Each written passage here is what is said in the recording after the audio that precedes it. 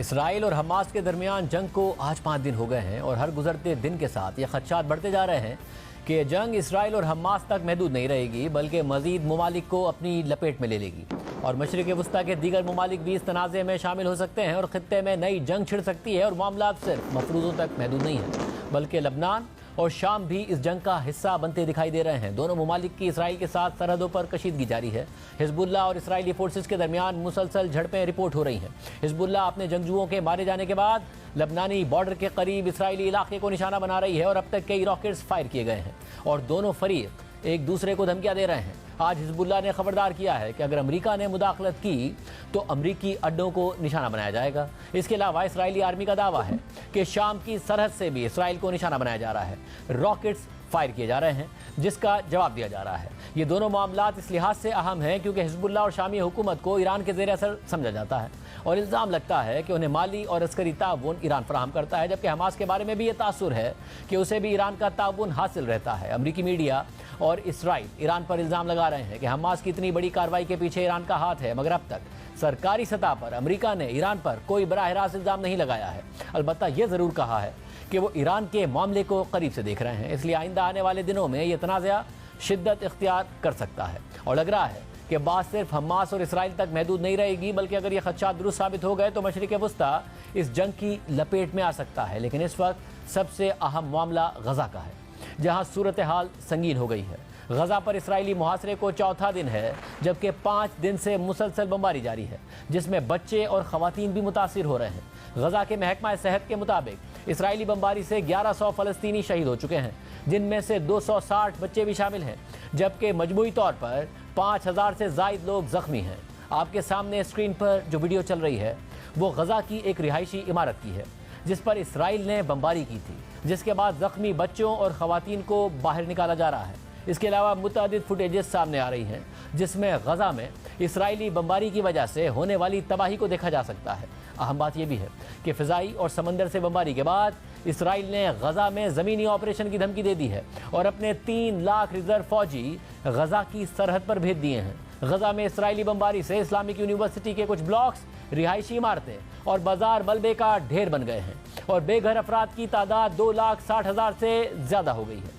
सिर्फ यही नहीं, गज़ा में इंसानी बहरान संगीन होता जा रहा है। इसराइल पहले ही गज़ा को बिजली की सप्लाई बंद कर चुका है और अब गज़ा में मौजूद वाहिद पावर प्लांट का ईंधन भी ख़त्म हो चुका है, जिसके बाद गज़ा में बिजली का निज़ाम मुकम्मल तौर पर मुअत्तिल हो गया है और अस्पतालों का इन्हिसार इमरजेंसी जनरेटर्स पर है जो ज़्यादा से ज़्यादा 2 दिन से 4 दिन तक चल सकते हैं। गज़ा के सबसे बड़े अस्पताल अल-शिफा की इंतज़ामिया के मुताबिक अस्पताल में अब सिर्फ चंद घंटों की बिजली का इंतज़ाम रह गया है। इसके अलावा गज़ा के रिहायशियों को पानी और खुराक की फराहमी भी बंद है। अस्पताल और तिब्बी मराकज़ में दवाइयों और ज़रूरी अशिया की इंतहाई क़िल्लत है और सप्लाई ख़त्म होने के करीब है।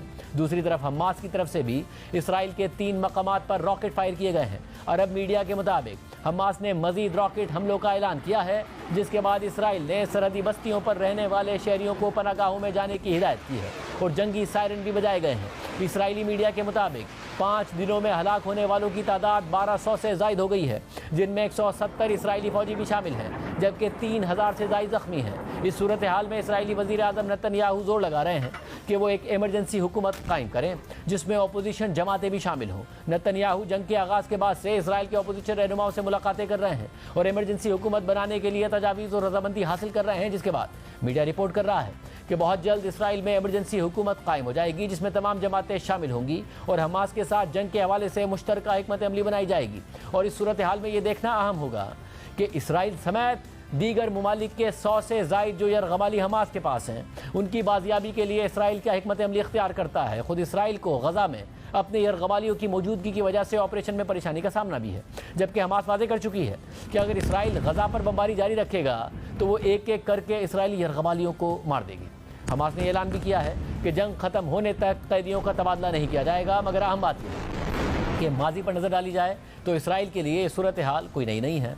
हमास पहले भी इसराइली फ़ौजियों और शहरियों को यरगमाल बनाती रही है, अलबत्ता इतनी बड़ी तादाद में कभी भी इसराइली यरगमाली हमास के पास नहीं रहे हैं। ताहम माजी में इसराइल हमास की हिरासत से अपने यरगमालियों को छुड़ाता रहा है, लेकिन जंग करके नहीं बल्कि उसकी कीमत अदा करके, जो इसराइली जेलों से फ़लस्तीनी या अरब कैदियों की रिहाई की सूरत में इसराइल अदा करता रहा है। इसकी कुछ मिसालें आपके सामने रखते हैं। 2011 में एक इसराइली फौजी की रिहाई के बदले में इसराइल ने 1027 फ़लस्तीनी कैदियों को रिहा किया था। ये इसराइली फौजी 5 साल तक हमास की कैद में रहा था। इसके अलावा 2004 में एक इसराइली रिजर्व कर्नल की रिहाई और 3 फौजियों की लाशों के बदले में इसराइल ने 2 दर्जन से जायद कैदी रिहा कर दिए थे, जिनमें हिजबुल्लाह के 2 सीनियर एहलकारों समेत लबनानी और अरब कैदी शामिल थे। जबकि 2008 में 2 इसराइली फौजियों की लाशों के बदले इसराइल ने 5 फ़लस्तीनी और 5 लबनानी कैदियों को रिहा कर दिया था और साथ ही अरब ममालिक के 200 जंगजुओं की लाशें वापस कर दी थीं। लेकिन इस बार सूरत हाल मुख्तलिफ नजर आ रही है, क्योंकि इसराइल ने जंग का ऐलान करके गजा पर बमबारी जारी रखी हुई है और वो हमास को मुकम्मल तौर पर ख़त्म करने की धमकियां दे रहा है और ख़ुद हमास ने जंग के खात्मे से पहले कैदियों के तबादले का रास्ता रोक दिया है। इस पूरी सूरत हाल में अमेरिका खुलकर इसराइल और उसकी कार्रवाइयों के साथ खड़ा है। अमेरिका ने इसराइल को अस्करी इमदाद भी भेजी है। अमेरिकी बहरी बेड़ा समंदर में गजा के करीब पहुंच चुका है। असले से बड़ा अमरीकी तैयारा इसराइल में लैंड कर चुका है। खुद अमरीकी सदर जो बाइडेन वाज़े अल्फाज में कह चुके हैं कि वो इसराइल के साथ खड़े हैं, जबकि अमरीकी वज़ीर ख़ारजा एंटनी ब्लिंकन भी इसराइल का दौरा कर रहे हैं। अहम बात यह भी है कि अमरीकी मीडिया और इसराइल के बरक्स अमरीकी हुक्काम ने हमास के इसराइल पर हमले के बाद ईरान पर कोई बराह रास्त इल्ज़ाम नहीं लगाया है और ख़ुद ईरान भी इन इल्ज़ामात की तरदीद कर रहा है। मगर हालात जिस तरफ जा रहे हैं उससे जंग के दायरे कार में फैलाव का खदशा पैदा हो गया है, जिसके मशरिक़ वस्ता समेत पूरी दुनिया में मनफी असरात हो सकते हैं। इसराइली वज़ीर आज़म ने यह धमकी दी है कि हमास के हमलों पर इसराइल का रद्द-ए-अमल मशरिक़ वस्ता को बदल कर रख देगा।